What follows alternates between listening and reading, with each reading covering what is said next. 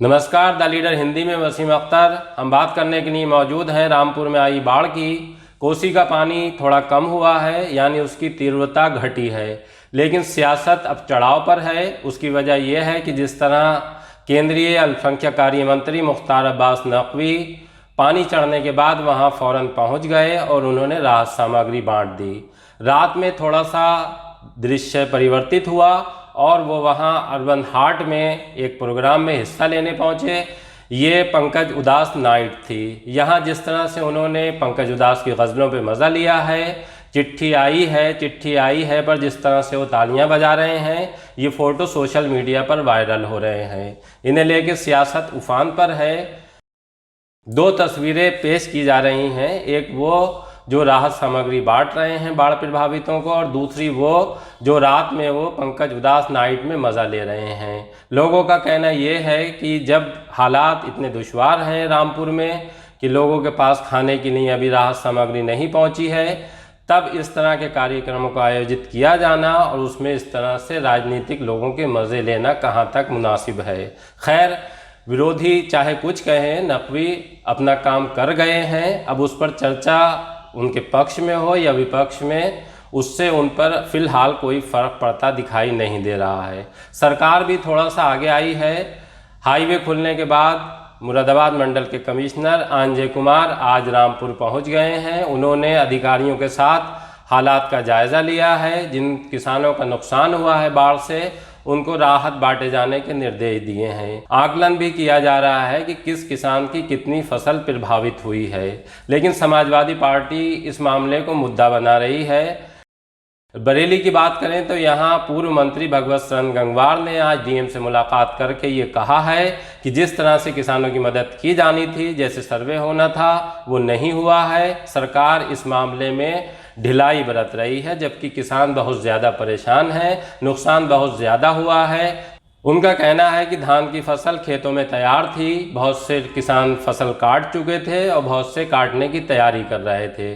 दोनों ही सूरतों में जिस तरह से बारिश हुई है, उसके बाद हवा चली है, किसानों को भारी नुकसान हुआ है। राज्यपाल को ज्ञापन भेजा है, मांग की है कि ईमानदारी के साथ किसानों को हुए नुकसान का सर्वे किया जाए और उनको मुआवजा दिया जाए। मामला बहुत गंभीर है। सरकार की गलत नीतियों के कारण पहले से ही किसान दुखी है और उसके लिए ना तो एमएसपी का रेट मिल रहा है फसल का, डीजल बहुत महंगा हो गया। खाद के मामले में अगर कहा जाए तो पहले से दुखी है, इतनी महंगी कर दी और 250 रुपये 265 रुपये कट्टे पे और बढ़ा दिया। यूरिया की सस्ती तो की 30 रुपये, लेकिन 5 किलो खाद कम कर दी।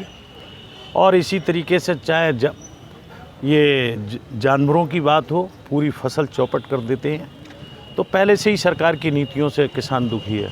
और 17 और 18 की बरसात ने बाढ़ की भयावह स्थिति बरेली में खड़ी कर दी है और उसकी वजह से जो धान कटा नहीं है वो धान वैसे गिर गया, हवा तेज़ चली और जो कटा पड़ा था वो धान पानी के बहाव में बह के दूर चला गया।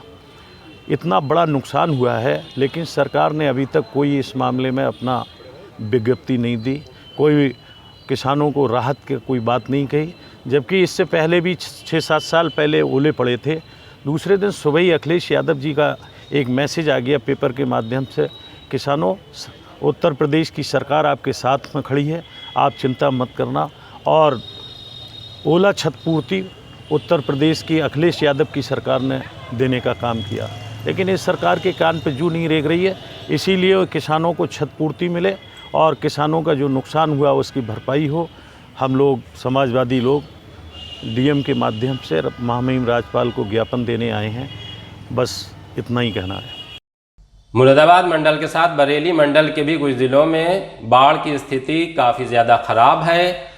पीलीभीत और शाहजहांपुर में काफ़ी हद तक किसानों का नुकसान हुआ है। आज बहेड़ी में पीलीभीत के सांसद वरुण गांधी को पहुंचना था, लेकिन जब वो रास्ते में आए और वहां पानी ज़्यादा था तो वो जहां जाना चाहते थे वहां नहीं जा सके, उन्हें वापस लौटना पड़ा।